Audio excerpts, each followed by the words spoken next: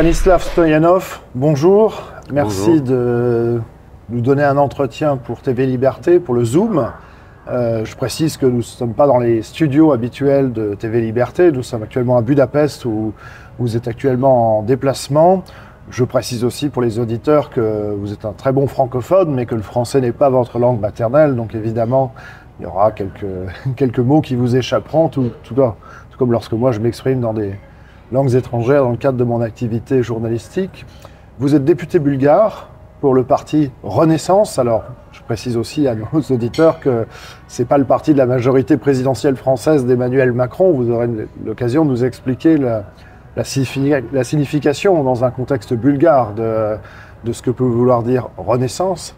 Et la première question qui me vient à l'esprit, en France, la Bulgarie n'est pas un pays qui est très suivi, on sait relativement peu de choses de votre pays, et éventuellement pour ceux qui ont pu suivre un peu les actualités sur les 5, 10, 15, 20 dernières années de votre pays, quand on pense éventuellement à un parti nationaliste bulgare, on a peut-être un peu le souvenir d'Ataka, peut-être parce que le nom est facile à retenir pour les Français.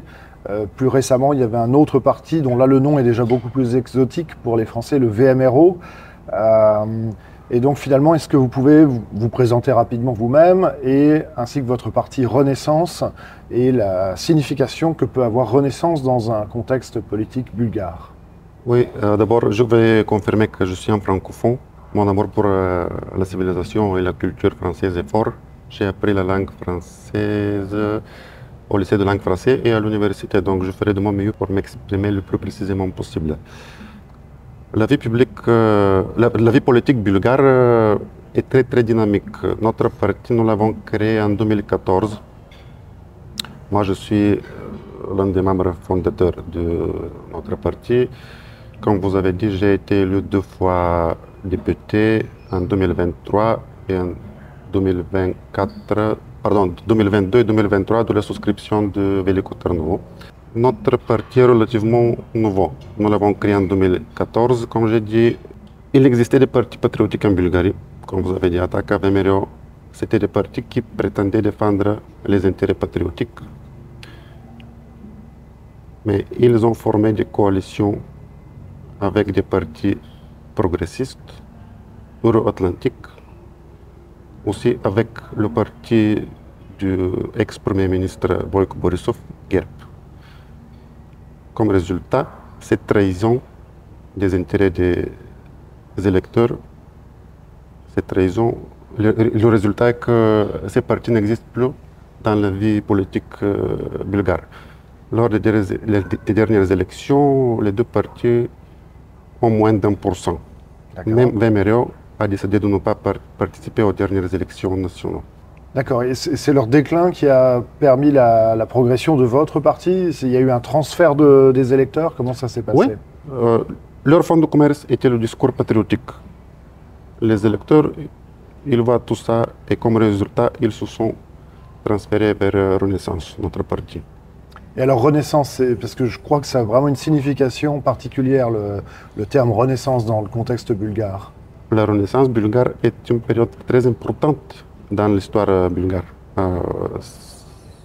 C'est pourquoi nous avons décidé, nous avons choisi ce nom, parce que la Bulgarie actuelle, dans son état actuel, elle nécessite fortement une renaissance.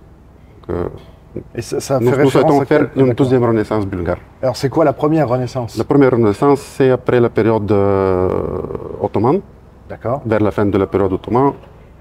Plutôt, c'était la période qui a mené à la libération de la Bulgarie du joug ottoman. Oui. Si je ne me trompe pas avec les dates, je crois que la Bulgarie, parmi les États de l'Union européenne actuelle, c'est le pays qui a été le plus longtemps occupé par l'Empire ottoman pendant 5 ou 6 siècles. Presque 5 siècles. Presque 5 siècles, ouais. Et alors, comment est-ce qu'une... justement, ça c'est intéressant, vous êtes orthodoxe, Oui. et 5 siècles, alors, la Bulgarie a une histoire beaucoup plus ancienne et riche. Il y a eu des empires bulgares qui ont par moments contrôlé presque tous les Balkans, mais effectivement ça a été une période extrêmement longue Comment est perçu dans l'imaginaire du peuple bulgare la période ottomane? Est-ce que c'est perçu comme une parenthèse extrêmement longue et extrêmement noire, ou est-ce que c'est perçu comme une période agitée, mais avec aussi des aspects plus positifs ou riches d'un point de vue culturel ou économique? Comment est-ce que les Bulgares, dans leur quotidien, parce qu'ici en Hongrie, la Hongrie a été occupée 150 ans par l'Empire ottoman, c'est identifié comme une rupture ici à Budapest dans la puissance de la Hongrie. Et en comparaison en Bulgarie, comment est-ce que les gens du quotidien perçoivent la période ottomane? Je ne vois pas de positif dans la période ottomane.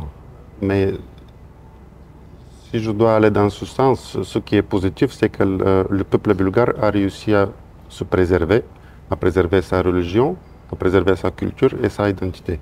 Sinon, la période ottomane était très difficile pour les Bulgares. Très difficile. Et je vais donner un exemple avec la Renaissance bulgare. Elle est beaucoup plus décalée par rapport à la Renaissance européenne, exactement à cause du période ottomane. Très bien. Et alors justement, ça m'amène à ma question suivante. La Bulgarie fait partie des derniers pays à avoir rejoint l'Union européenne. Bon, entre-temps, il y a eu la Croatie quelques années plus tard, en 2013, mais la Bulgarie a rejoint l'Union européenne en 2007 avec la Roumanie. Oui. Je crois que c'est le pays le plus pauvre de l'Union européenne. Comment expliquer ce retard de développement?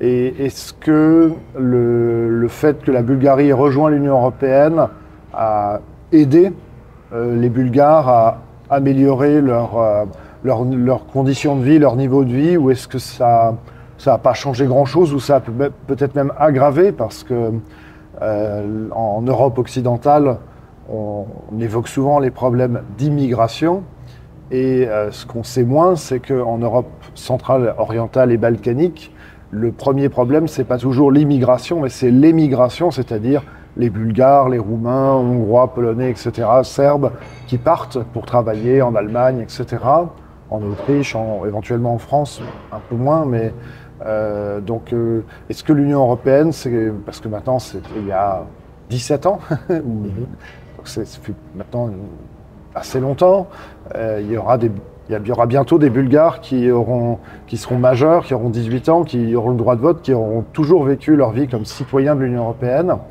Est-ce que globalement ça a été positif pour votre pays de rejoindre l'Union européenne? Après la période communiste, la Bulgarie avait une économie largement développée, mais qui souffrait Elles avaient les traits caractéristiques du système soviétique, une planification aussi, une bureaucratie, une centralisation forte. Donc c'était des traits négatifs. Et notre économie avait besoin d'être adoptée, restructurée.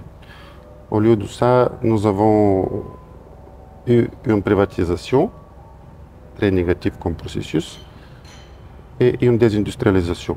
En 2007, comme vous avez indiqué, la Bulgarie a joint l'Union européenne et le peuple bulgare attendait avoir une convergence et un progrès, ce qui nous avait été promis.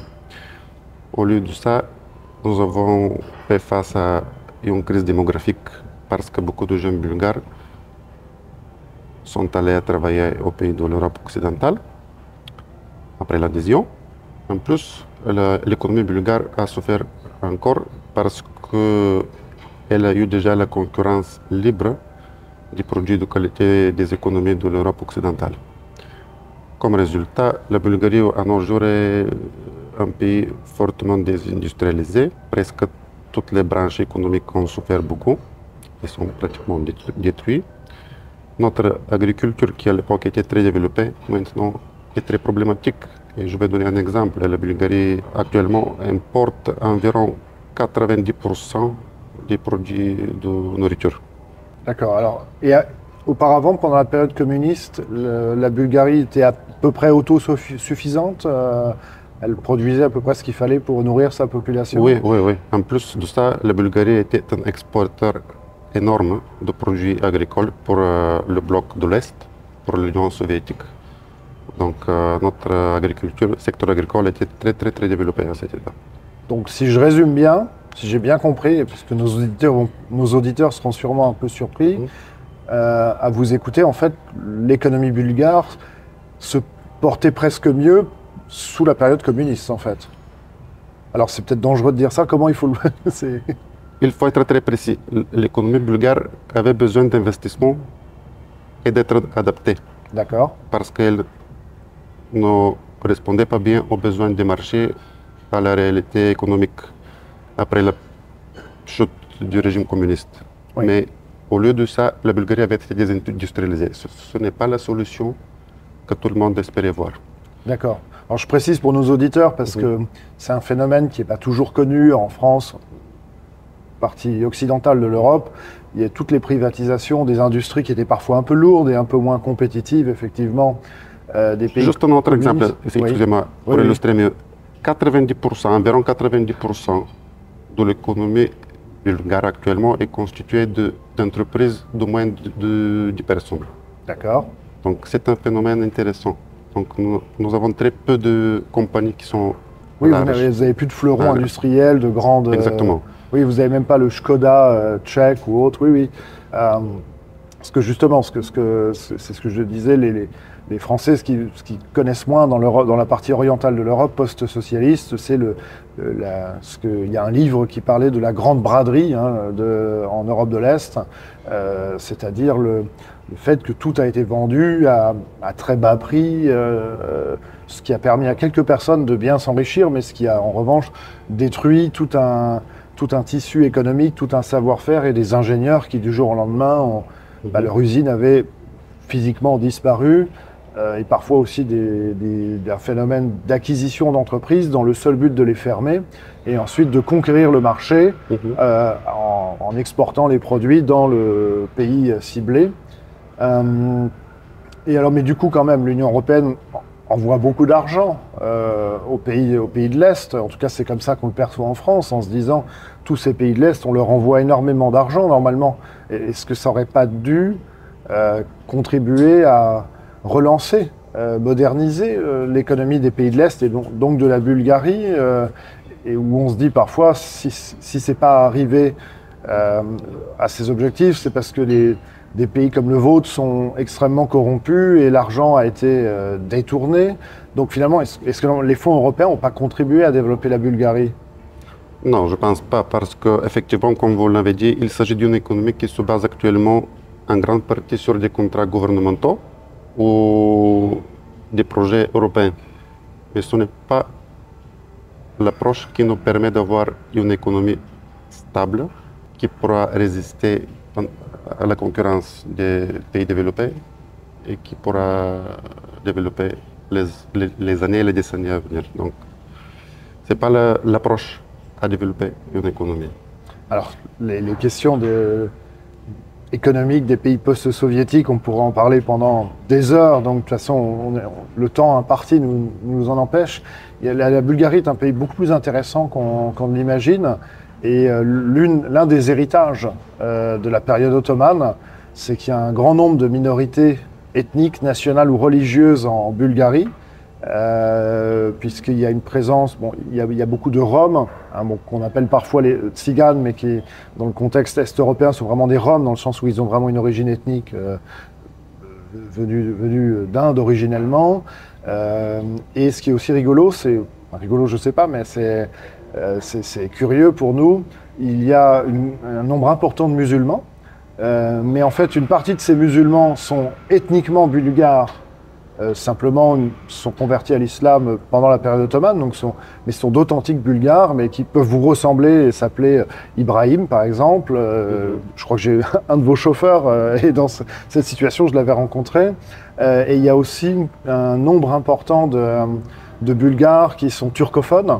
Parce que votre grand voisin, en réalité, c'est la Turquie, qui vous a aussi occupé longtemps, enfin, son ancêtre ottoman.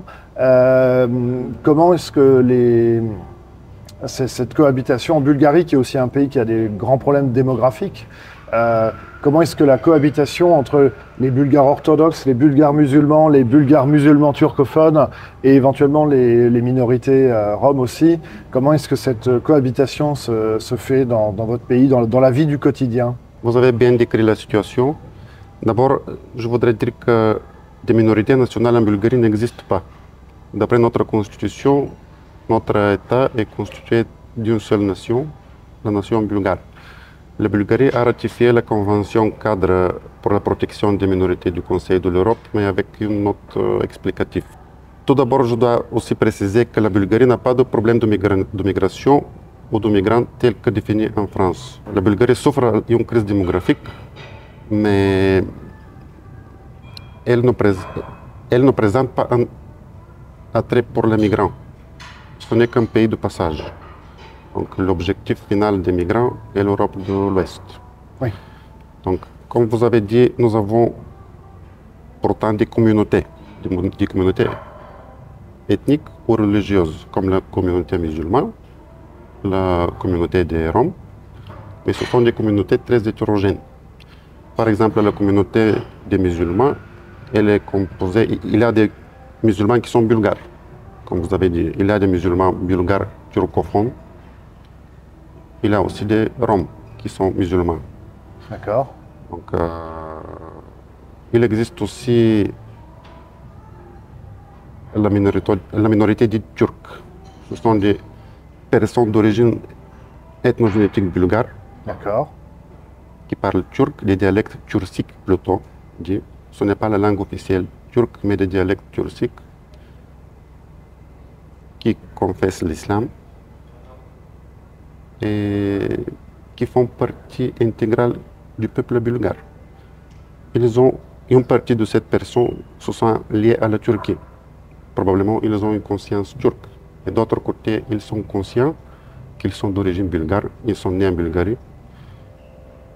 Leurs racines sont bulgares. Et ils se sont attachés à la Bulgarie aussi. Donc, on observe une division chez eux, dans ce sens. Bien sûr. Crois que je me permets de vous couper, je crois que les Turcs de Bulgarie ont leur propre parti politique, ouais. qui fait souvent d'assez bons résultats. Bon, c'est typiquement les partis ethniques des pays d'Europe de l'Est, donc ils sont stables autour de 10-12%. Est-ce que votre puissant voisin, Ankara, la Turquie, essaye d'influencer? Est-ce que parfois ça crée des tensions entre Sofia et Ankara, ou comment ça, d'un point de vue, je dirais, d'un point de vue strictement politique d'une part, et dans la vie du quotidien, j'aimerais savoir comment les Bulgares orthodoxes et les Bulgares turco-musulmans, comment est-ce qu'ils vivent au quotidien? Est-ce qu'ils vivent les uns de façon en fait sournoisement séparés, comme un peu en France, les Français de souche et un certain nombre d'immigrés, ou est-ce qu'il y a une vie qui est partagée dans la vie du quotidien? Votre voisin est turcophone, mais en fait, vous ne faites pas vraiment de différence, ou parfois il y a peut-être des mariages entre les différentes communautés de la Bulgarie. Comment ça se passe au quotidien, d'une part, pour la vie quotidienne des gens, et d'autre part, d'un point de vue plus politique? Je commence par le point de vue politique. Certainement, la Turquie, elle a ses intérêts, comme n'importe quel pays. Donc, elle exerce une influence, c'est compréhensible. La communauté dite turque en Bulgarie cohabite très bien avec le reste de la population. Donc nous n'avons pas de conflits, des problèmes. C'est une communauté qui existe depuis des siècles. Et je voudrais préciser quelque chose d'important pour nos téléspectateurs français. L'islam que nous connaissons en Bulgarie n'est pas l'islam que vous connaissez en France. Les musulmans en Bulgarie sont fruits de notre histoire. Ce sont des personnes qui habitent sur le territoire bulgare depuis des siècles. Ce sont des personnes, comme j'ai dit, d'origine ethnographique bulgare qui ont adopté l'islam lors de la période ottomane. D'accord. Donc, nous n'avons pas de problème de cohabitation. Il y a aussi des mariages, comme vous avez posé la question, qui sont mixtes. Ça se passe. Il existe aussi le parti pro-turc, disons, oui, qui prétend représenter cette communauté. Mais une des missions de notre côté pour Renaissance est de représenter cette communauté aussi. Nous avons aussi des membres de cette communauté. D'accord. Et d'après nous, cette communauté a le droit d'être représentée d'après ses convictions politiques. D'accord.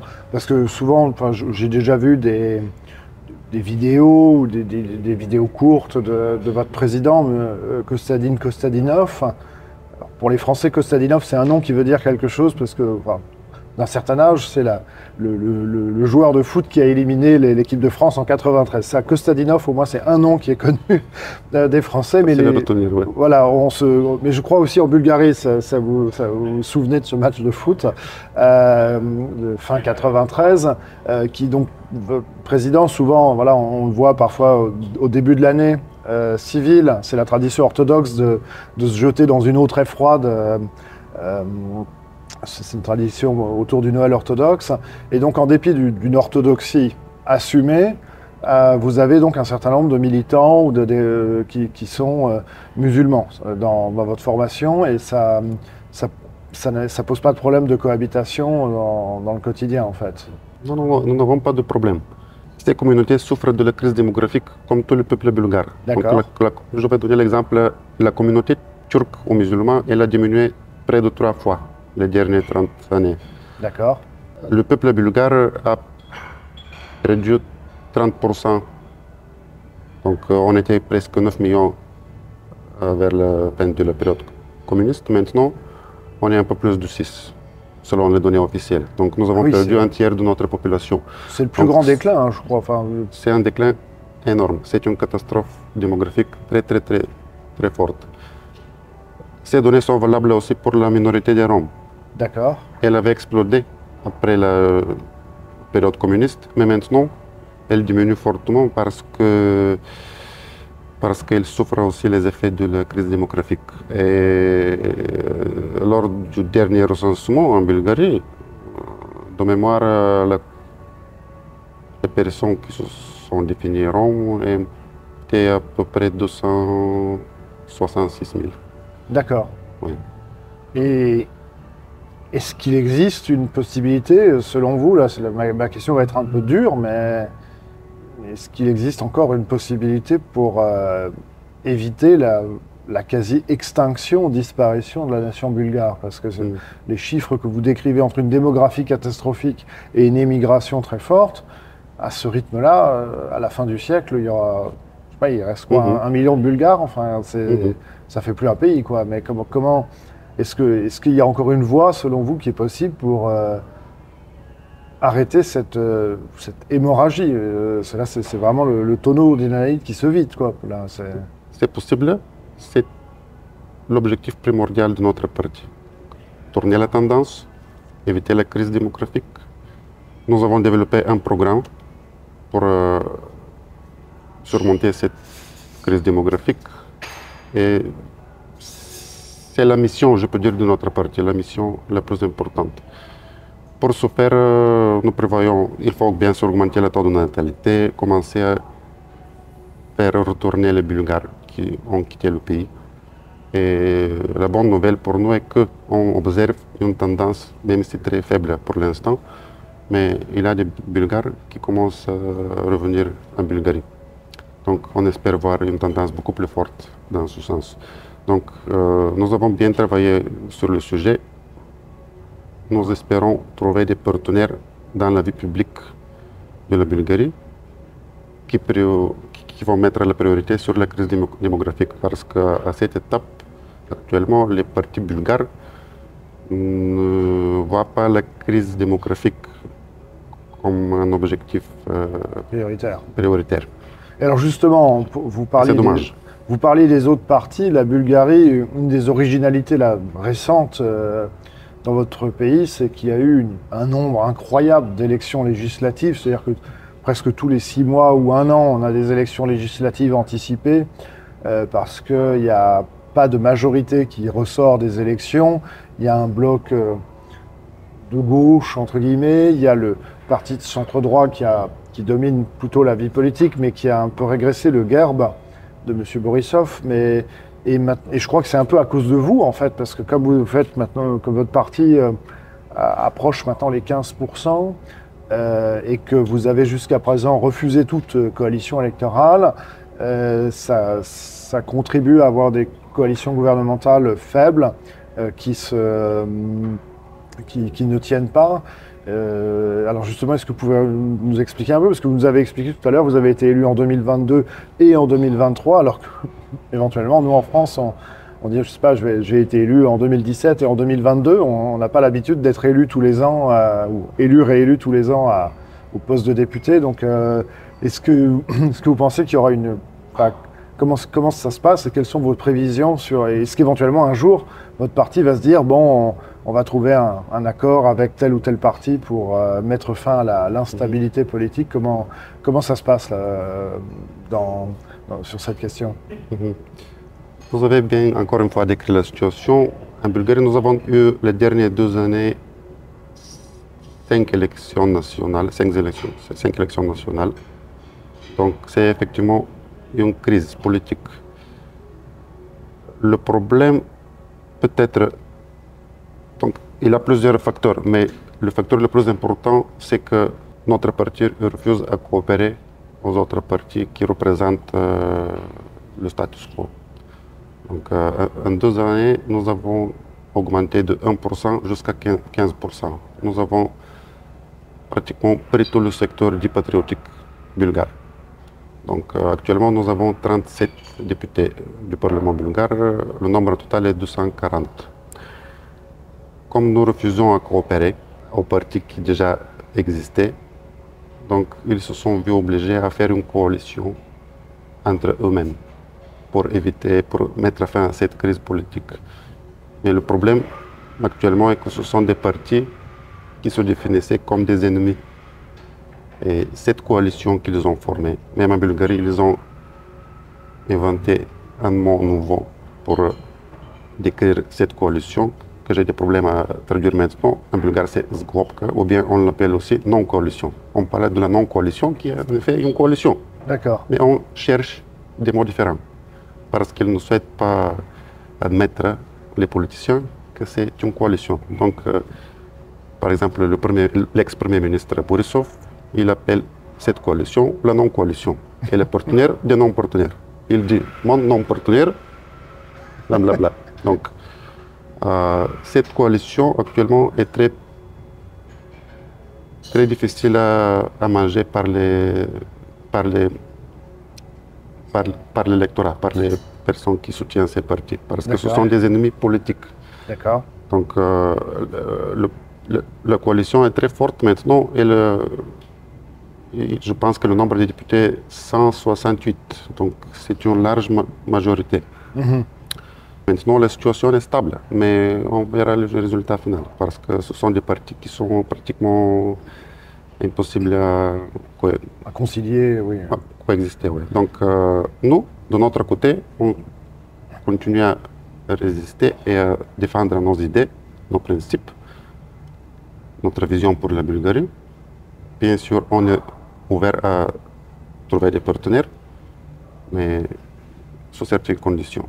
Donc, notre objectif n'est pas d'entrer dans la gouvernance du pays à tout prix. D'accord. Et un autre aspect intéressant de la Bulgarie, c'est sa situation géographique et géopolitique. Ça a déjà quelques années, mais il y a une petite dizaine d'années, il y avait un projet de gazoduc entre la Russie et la Bulgarie. Ça devait s'appeler South Stream, donc le canal du Sud. Le contrat avait été signé d'ailleurs, si je ne me trompe pas. Et au final, le projet a été abandonné. On ne sait pas trop pourquoi. Enfin, ça n'a jamais été ça n'a pas été très évoqué dans les médias français finalement.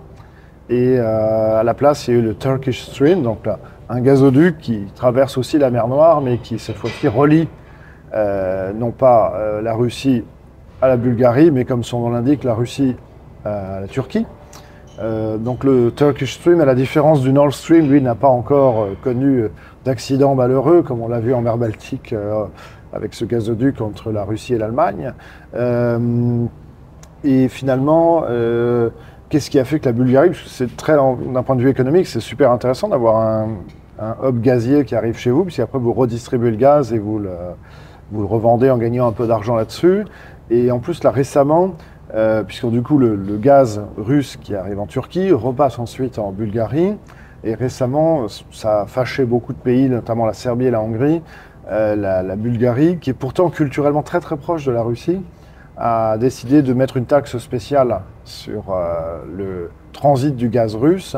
Donc comment expliquer que la Bulgarie, qui a historiquement, d'un point de vue religieux et aussi pour la libération du pays de la domination ottomane, un lien fort avec la Russie, a rejeté tellement de possibilités d'avoir une coopération, même avant la guerre en Ukraine de 2022, avec la Fédération de Russie. Comment expliquer ce qui peut apparaître comme une contradiction? L'explication est très facile. La Bulgarie, actuellement, n'a pas sa propre politique extérieure. Tous ces projets et décisions que vous avez indiqués sont conséquences d'une influence extérieure. Donc, notre gouvernement a refusé le projet South Stream, mais en même temps, nous avons vu se produire le projet du Turkish Stream, notre gazoduc qui vient de la Turquie. Donc, au lieu de commencer par la Bulgarie, le gazoduc commence par la Turquie et passe encore une fois par la Bulgarie, Serbie et l'Hongrie éventuellement. Donc, ce sont des décisions influencées par les pouvoirs étrangers. Nous avons des gouvernements dits euro-atlantiques ou atlantiques. Donc, malheureusement, la Bulgarie ne prend pas de décisions souveraines. C'est la simple explication de tout ce que vous avez décrit. Alors c'est Washington qui décide, si je vous écoute. On peut le dire aussi, oui. Ouais. Mais Washington ou Bruxelles, c'est à peu près la même chose. d'accord, et en tout cas c'est votre point de vue. Et comment dire, justement il y a... Je vais expliquer. Ouais. Au cas de la surtaxation du gaz russe, Oui, ah oui, oui, oui. les intérêts non seulement du peuple bulgare, mais aussi de nos partenaires européens ont été violés. Parce que cela aurait entraîné une hausse du prix du gaz. La Bulgarie aurait perdu de l'argent parce qu'elle aurait dû payer une indemnisation à Gazprom pour changer les conditions de transfert du gaz. D'autre côté, cela aurait été un problème pour la Serbie, pour l'Hongrie, pour tous les partenaires qui reçoivent le gaz qui passe par la Bulgarie. Donc, c'était une décision anti-européenne et qui viole les intérêts de nos partenaires. Pourtant, ce type de décisions sont présentées au peuple bulgare comme une identité européenne, comme les décisions euro-atlantiques, anti-russes. Et je peux dire que c'est une manipulation brutale. Parce que je ne vois pas rien européen dans ce type de décision. Punir nos propres partenaires européens, comme l'Hongrie par exemple. D'accord. Et alors justement, à propos de la Russie, on a vu il y a 1 ou 2 ans, ça s'est encore développé. La Pologne a détruit beaucoup de monuments qui datent de l'époque soviétique, ou qui ne sont pas des monuments souvent très esthétiques, même s'ils appartiennent, malheureusement, d'un point de vue d'une majorité de Polonais, à leur histoire. Et je crois qu'il y a aussi eu quelques scandales en Bulgarie à propos de la destruction de monuments russes ou russo-soviétiques qui datent de cette époque, de la libération de l'Allemagne nazie. Et je crois que votre parti est généralement assez critique de ces destructions de monuments. Qu'est-ce qui se passe de ce point de vue-là et comment est perçu l'héritage russo-soviétique ou soviétique par les Bulgares en général et par le parti le plus particulièrement? Nous avons un problème actuellement en Bulgarie. Donc, on observe une lutte, une guerre contre les monuments. Tout ce qui est lié à la Russie est objet d'attaque. Je vais donner l'exemple avec le monument de l'armée soviétique. Ce type de monument existe dans l'Europe. Il existe en Autriche, en Allemagne, à Berlin, je pense en Hongrie aussi. Oui, oui, sur la place de la Liberté. Il y en a beaucoup. Oui. Donc, maintenant, les autorités bulgares ils ont décidé de détruire ce monument de l'armée soviétique. Apparemment, c'est un problème primordial du gouvernement bulgare. Donc, d'autres monuments liés à la Russie et à l'histoire bulgare, ce qui est très intéressant, sont objets d'attaque. Pendant les nuits, ils sont attaqués, détruits, et les violeurs sont presque jamais détenus. Donc, c'est une politique qui est tolérée par le gouvernement bulgare. L'attaque contre les monuments russes. Quelque chose de plus, il y a quelques jours, notre ministre de la Défense était en visite aux États-Unis et il a dit une phrase là lors de sa conférence de presse, il a dit il faut supprimer des manuels bulgares toute reconnaissance envers la Russie. Y compris pour la libération et la première renaissance du 19e siècle. Oui. Pour lui, c'est un problème. Mais alors vous, Parti nationaliste bulgare, vous défendez les monuments soviétiques? On défend l'histoire. Donc, peu importe si c'est soviétique ou quelque chose d'autre. Donc, c'est l'histoire et il ne faut pas, chaque fois quand la gouvernance change, détruire ces monuments. Ça fait partie de notre histoire, ça fait partie de l'histoire du pays. Donc, il y a du monde, il y a des Bulgares qui sont contre l'armée soviétique, mais il y a des Bulgares qui ont été partisans, qui ont participé dans la lutte contre les Allemands. Donc, c'est l'histoire. Donc, il faut préserver l'histoire telle qu'elle.